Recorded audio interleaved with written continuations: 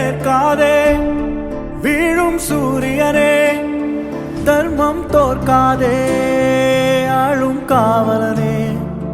மேற்கை ஏற்காதே வீழும் சூரியனே, தர்மம் தோற்காதே ஆளும் காவலனே. கசிந்திடும் கண்ணீரை திரும்பிடச் செய்யா, வந்தாயையா வந்தாயையா, வாழ்வை மீண்டும் தந்தாயை.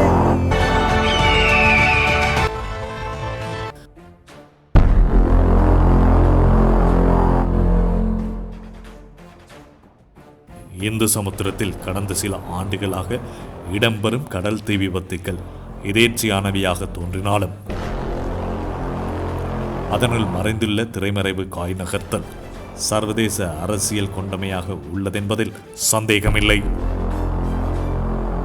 2017 இருந்து இலங்கை ஆட்சியாளர்களுக்கு கொடுக்கப்பட்ட சமிக்கைகள் கவனத்தில் கொள்ளப்படவில்லையா?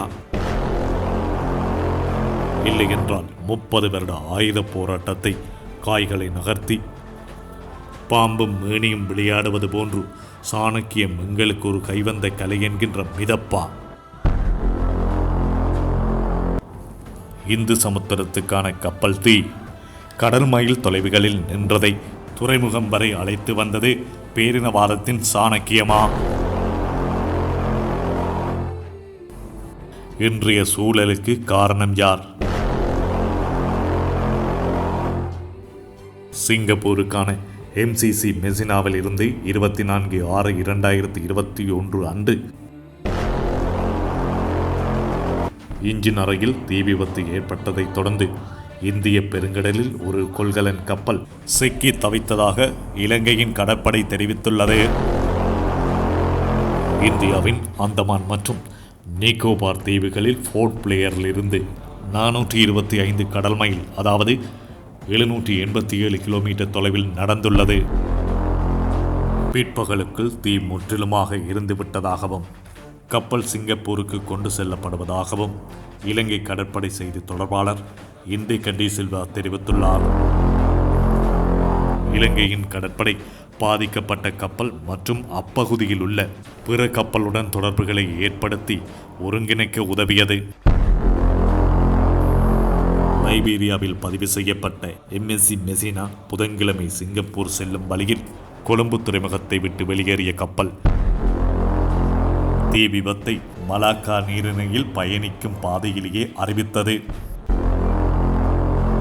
சமீபத்திய வாரங்களில் இந்திய பெருங்கடலில் தீப்பிடிக்கும் 2வது கப்பல் இதுவாகும். 20ஆம் தேதி 5ஆம் மாதம் 2021 சிங்கப்பூருக்கு செல்லவிருந்த MV எக்ஸ்பிரஸ் பேர்ல் கப்பல் அதிகளவு ரசாயனம் மற்றும் பிளாஸ்டிக் பொருட்களை சுமந்து கொண்டிருந்தது. மேலும் இந்த விபத்து இலங்கையின் கடல் சுற்றுச்சூழல் அமைப்புக்கு பெரும் சேதத்தை ஏற்படுத்தியுள்ளது. இலங்கையின் தலைநகர் அருகே நங்கூரமிடப்பட்ட கொள்கலன் கப்பல் கொழும்பிலிருந்து வடமேற்கு 9.5 கடல் மைல் தூரத்திலும், அதாவது 18 கிலோமீட்டர் தொலைவிலும் நங்கூரமிடப்பட்ட கப்பல் மே மாதம் 20ஆம் தேதி துறைமுகத்துக்குள் நுழைய காத்திருந்ததென்று இலங்கை கடற்படை தெரிவித்திருந்தது. 9ஆம் மாதம் 2020 இலங்கையின் கிழக்கு கடற்கரையில் இருந்து கொலம்போ என்ற கப்பல் சென்று கொண்டிருந்தது. கடலில் இருந்து 40 கடல் மைல், அதாவது 74 கிலோமீட்டர் தூரத்தில் சென்று கொண்டிருந்தது. குவைத்தில் உள்ள மினா அல் அஹ்மதி துறைமுகத்தில் இருந்து இந்திய துறைமுகமான பாரதீப்புக்கு கச்சா எண்ணெயை கொண்டு சென்றிருந்தது குறிப்பிடத்தக்கது.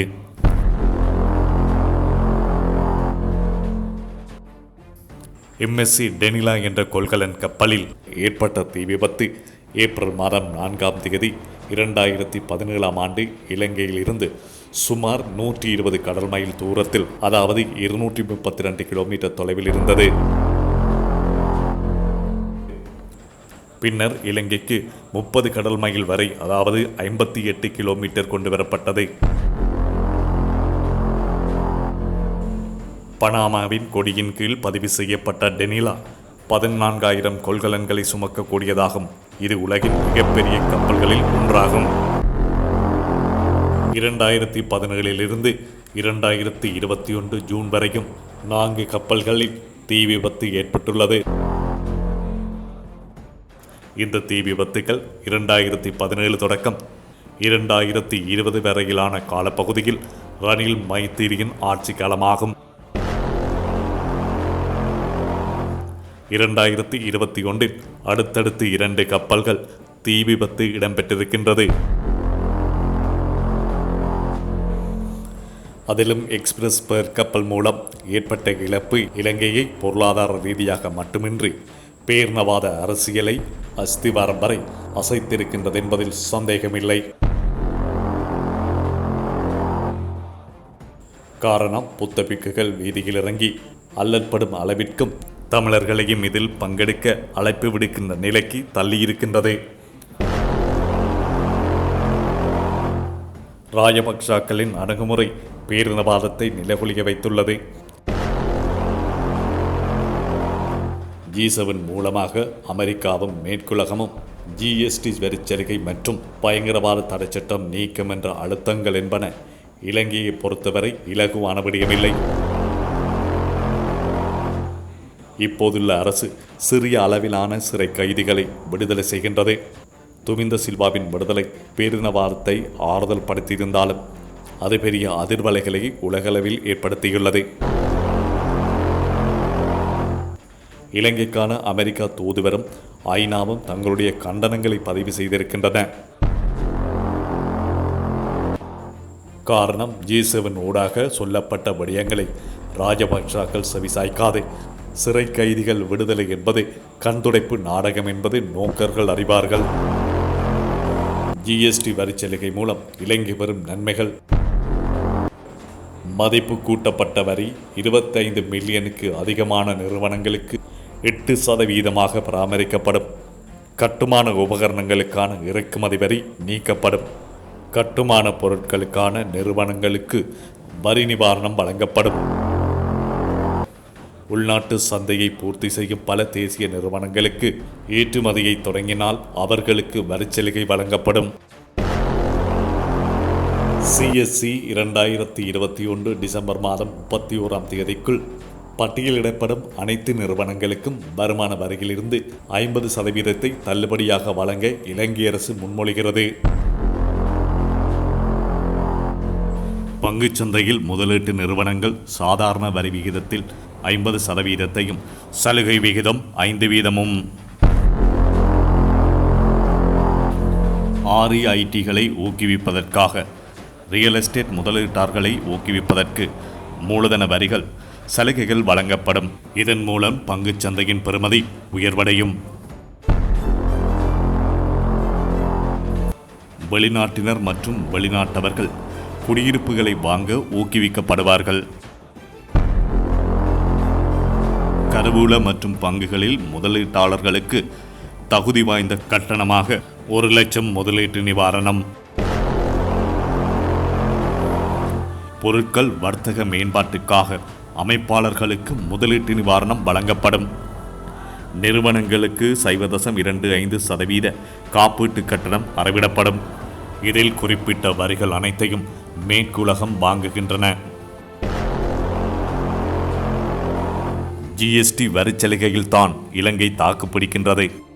இதனை காப்பாற்றுவதற்காகத்தான் கூட்டமைப்பு நல்லாட்சி அரசுக்கு குனிந்து முட்டு கொடுத்தது வேறு கதை.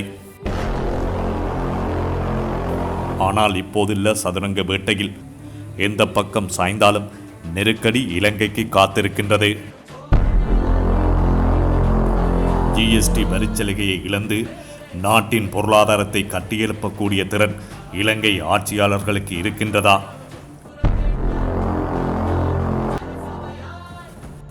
உள்நாட்டு உற்பத்திகள், ஏற்றுமதிகள், இறக்குமதிகள் என்பனவே ஒரு நாட்டின் முதுகெலும்பு. இதற்கான சலுகைகள், மானியங்கள் கிடைக்காது விடின் ஒரு நாட்டின் உற்பத்திகள், ஏற்றுமதிகள், வேலைவாய்ப்புகள் என்பன வீழ்ச்சியடையும். வரி செலுத்தி இறக்குமதி செய்தால் பொருட்களின் விலை அதிகரிக்கும். மக்கள் தாங்குவார்களா? ஆட்சி மாற்றம் கொண்டுவரப்பட்டு ரணில் வந்தாலும் மிகப்பெரிய சவால்கள் காத்திருக்கின்றது. மேற்குலகம் சாய்ந்தால் சீனா தனது ஆட்டத்தை ஆரம்பிக்கும். உண்மையில் இனிமேல் தான் பேரினவாதம் தலைவைத்து தூங்க இடமில்லாத நிலை உருவாகியுள்ளது. தன்வினை தன்னை சுடும், ஓட்டப்பம் வீட்டச் சுடும். இலங்கை வரலாற்றில் இப்படியான நெருக்க நிலை யுத்த காலத்தை விட மிக மோசமாக சந்தித்திருக்கின்றது.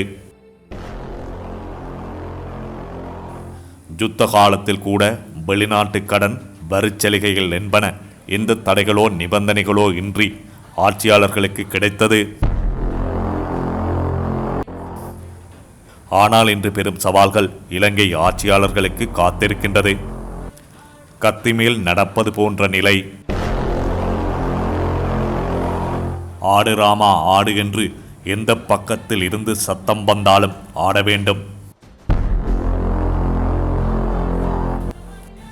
இலங்கையை பொறுத்தவரை போர்க்கால நடவடிக்கையாக மக்களிடமும் வர்த்தகர்களிடமிருந்து G7 மூலமும் வளர்ந்து வரும் நாடுகளுக்கான கடனுதவி என்பவற்றை திரட்டி சீனாவின் கடன்களை அடைத்துவிட முடியாது.